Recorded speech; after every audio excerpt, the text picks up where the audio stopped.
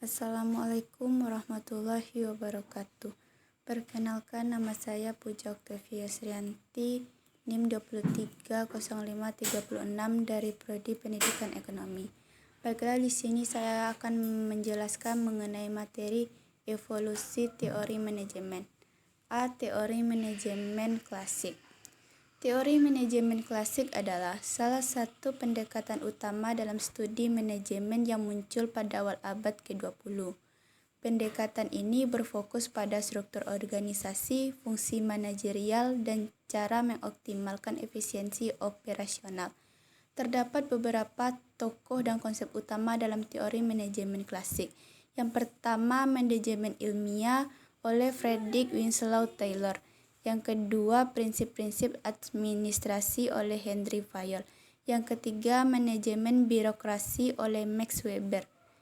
Yang keempat, pengembangan konsep keputusan oleh Henry L. Gantt. Teori manajemen klasik memberikan dasar yang kuat untuk pemahaman tentang manajemen organisasi.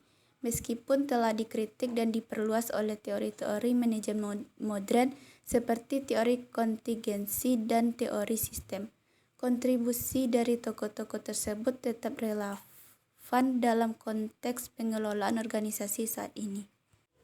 B. Teori manajemen ilmiah.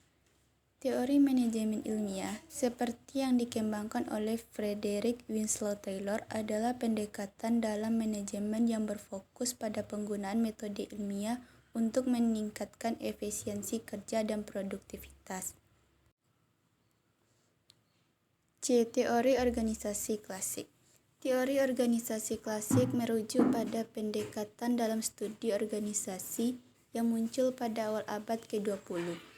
Teori ini mencangkup berbagai konsep dan pemikiran yang dikembangkan oleh para ahli seperti Henry Fayol, Max Weber, dan Frederick Winslow Taylor. Ada beberapa ciri utama dan konsep yang terkait dengan teori organisasi klasik. Yang pertama, struktur birokratik. Yang kedua, fungsi manajemen. Yang ketiga, manajemen ilmiah. Yang keempat, pembagian kerja yang merinci. Yang kelima, pengendalian dan keorganisasi. Teori organisasi klasik memberikan dasar bagi pemahaman tentang prinsip-prinsip dasar manajemen dan organisasi.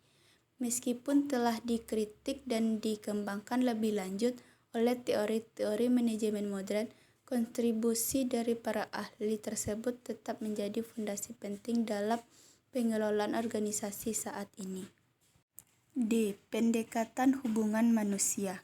Pendekatan hubungan manusia adalah pendekatan dalam studi manajemen yang berkembang sebagai tanggapan terhadap pendekatan klasik yang menekankan pada struktur organisasi dan tugas-tugas pekerjaan. Pendekatan ini menggambarkan pentingnya hubungan antara manajer dan karyawan, serta antara sesama karyawan dalam menciptakan lingkungan kerja yang produktif dan memuaskan. E. Aliran manajemen modern.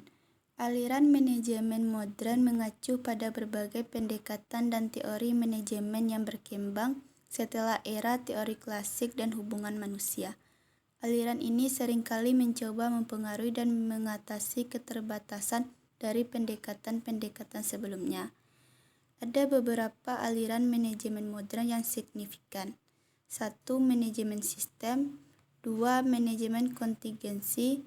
3. Manajemen kualitas total. 4. Manajemen proyek. 5. Manajemen inovasi. 6. Manajemen berbasis nilai. 7.